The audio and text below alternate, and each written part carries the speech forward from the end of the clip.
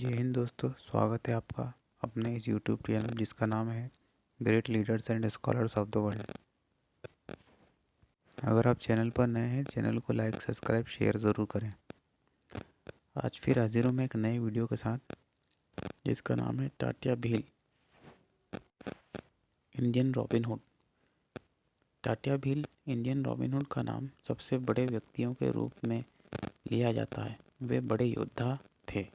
आज भी बहुत आदिवासी घरों में टाटिया भील की पूजा की जाती है।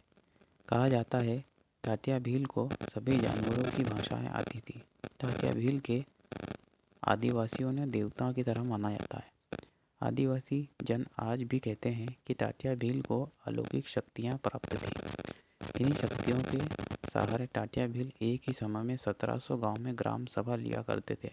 इन्हीं शक्तियों के कारण अंग्रेजों के 2000 सैनिकों के द्वारा भी टाटिया भील को कोई पकड़ नहीं पाता था। टाटिया भील देखते ही देखते अंग्रेजों की आंखों के सामने से ओझल हो जाते। कहा जाता है कि टाटिया भील लाखों आदिवासी झगड़ों को ग्राम सभा में ही हल किया कर देते थे। टाटिया भील, उनके पिता का नाम भाऊ सिंह भील था। विद्रोही टाटिया भील अंग्रेजी दमन को ध्वस्त करने वाले जिद तथा संघर्ष की मिसाल है। टाटिया भील के शौर्य की छिपाए वर्ष 1857 के बाद उभरी। जननायक टाटिया ने ब्रिटिश हुकूमत द्वारा ग्रामीण आदिवासी जनता के साथ शोषण, उनके मौलिक अधिकारों के साथ हो रहे अन्याय अत्याचार की खिलाफत की। दिलचस्प पहलू यह है कि स्वयं प्रताड़ित अंग्रेजों की सत्ता ने जननायक टाटिया को इंडियन रॉबिन हुड का खिताब दिया है। मध्य प्रदेश के जननायक टाटिया भील को वर्ष 1889 में कुछ जयचंदों की वजह से फांसी दे दी गई। खंडवा जिले की पंधाना तहसील के बड़दा में 1882 में भाऊ सिंह के यहाँ एक बालक ने जन्म लिया जो अन्य बालकों से दुबला पतला था। निमाड़ में ज्वार के पौधे को सुखाने के बाद लंबा, ऊंचा, पतला होने पर तंटा कहते हैं, इसलिए टांटिया कहकर पुकारा जाने लगा। टांटिया की माँ बचपन में उसे अकेला छोड़ स्वर्ग सिधार गई। भाऊ सिंह ने बच्चे के लालन पालन के लिए दूसरी शादी भी नहीं की। पिता ने टांटिया को लाठी, गोफन व तीर कमान चलाने का प्रशिक्षण दिया। टांटिया ने धनुर्विद्या में दक्षता हासिल कर ली, लाठी चलाने की और गोफन कला में भी महारत प्राप्त कर ली। युवावस्था में उसे पारिवारिक बंधन में बांध दिया गया। काकटबई से उनका विवाह करा कर पिता ने खेती बाड़ी की जिम्मेदारी उसे सौंप दी। टाटिया की आयु 30 बरस की हो चली थी। वह गांव में सबका दुलारा था, युवाओं का अघोषित नेता था।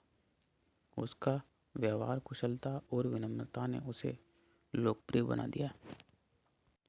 टाटिया भील उन महान क्रांतिकारियों में से एक थे जिन्होंने 12 साल तक ब्रिटिश शासन के खिलाफ सशस्त्र संघर्ष किया और विदेशी शासन को उखाड़ फेंकने के अपने अदम्य साहस और जुनून के कारण जनता के लिए खुद को तैयार किया। राजनीतिक दलों और शिक्षित वर्गों ने ब्रिटिश शासन को समाप्त करने के लिए जोरदार आंदोलन चलाए। कहा जाता है कि टाटिया भील ब्रिटिश सरकार के सरकारी खजाने को लूटता था और उनके चटुकारों की संपत्ति को गरीबों और ज़रूरतमंदों में बांट देता। वास्तव में वह वंचितों का मसीहा था। उन्हें सभी आयु वर्ग के लोगों द्वारा लोकप्रिय रूप से मामा कहा जाता था। इसका यह संबोधन इतना लोकप्रिय हुआ कि भील आज भी मामा कहे जाने पर गर्व महसूस करते हैं। वह चमत्कारिक ढंग से उन लोगों तक पहुंच जाता था जिन्हें आर्थिक मदद की जरूरत होती थी। टाटिया भील की मृत्यु कैसे हुई, आइए आगे जानते हैं।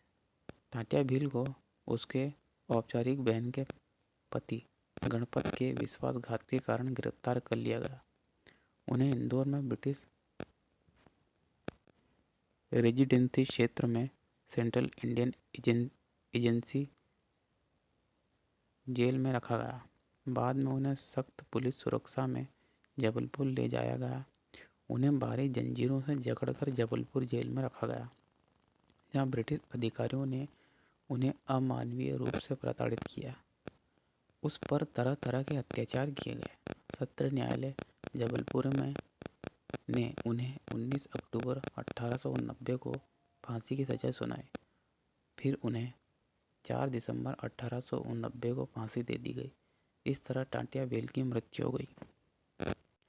आमतौर पर यह माना जाता है कि उसे फांसी के बाद इंदौर के पास खंडवा रेल मार्ग पर पातालपानी रेलवे स्टेशन के पास फेंक दिया गया। इस स्थान पर उनके लकड़ी के पुतले रखे गए थे।